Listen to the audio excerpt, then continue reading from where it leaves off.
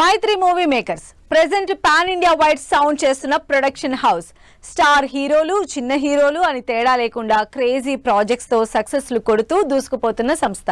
ఇప్పటి వరకు తెలుగులో మాత్రమే తన హవా నడిపించిన మైత్రి మూవీస్ పాన్ ఇండియా వైడ్ సత్తా చూపించబోతున్నారా? తమిళ్, బాలీవుడ్ ని కూడా ఓవర్టేక్ చేయబోతున్నారా? 2025లో మూవీ ప్రొడక్షన్ లోకి అడుగుపెట్టిన మైత్రి నిర్మాతలు ఫస్ట్ సినిమా శ్రీమంతుడితోనే అదిరిపోయే బ్లాక్ బస్టర్ హిట్ కొట్టి టాక్ ఆఫ్ ది ఇండస్ట్రీ అనిపించుకున్నారు. తర్వాత చేసిన జనతా గ్యారేజ్, రంగస్థలం సినిమాలతో హ్యాట్రిక్ హిట్ అందుకొని తెలుగు ఇండస్ట్రీలో బిగ్గెస్ట్ ప్రొడక్షన్ హౌస్ గా నిలిచింది. 2022 సంక్రాంతి బరిలో మెగాస్టార్ చిరంజీవి, వాల్తేరు వీరయ్య, నటసింహ బాలకృష్ణ, వీరసింహారెడ్డి సినిమాలతో భారీ సక్సెస్ కొట్టి తోటి నిర్మాతలు ఆశ్చర్యపోయేలా చేశారు మైత్రి ప్రొడ్యూసర్స్.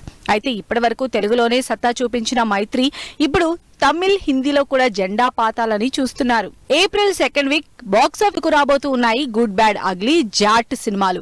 ఒకటి Kollywood star hero Ajith movie కాగా, రెండవది బాలీవుడ్ యాక్షన్ హీరో సన్నీ డియోల్ నటించిన సినిమా. రెండు వేర్వేరు ఇండస్ట్రీలో బిగ్గెస్ట్ హీరోలతో చేసిన సినిమాలను సమ్మర్ బాక్సాఫీస్ బరిలో నిలిపి మరోసారి టాక్ ఆఫ్ ది ఇండస్ట్రీ అయ్యారు మైత్రి నిర్మాతలు. ఈ రెండు సినిమాల్లో అజిత్ గుడ్ బ్యాడ్ అగ్లీ మీద హై ఎక్స్పెక్టేషన్స్ ఉన్నాయి జనాల్లో. రెండో మూవీ జాట్ మీద ఆడియన్స్ లో క్యూరియాసిటీ ఉండడానికి reason movie director Gopichand Malineni. ఈ రెండు సినిమాలు విజయం సాధిస్తే ఇతర ఇండస్ట్రీలతో మైత్రి మూవీ మేకర్స్ కొలాబరేషన్ కి తిరుగుండదు అని చెప్పొచ్చు.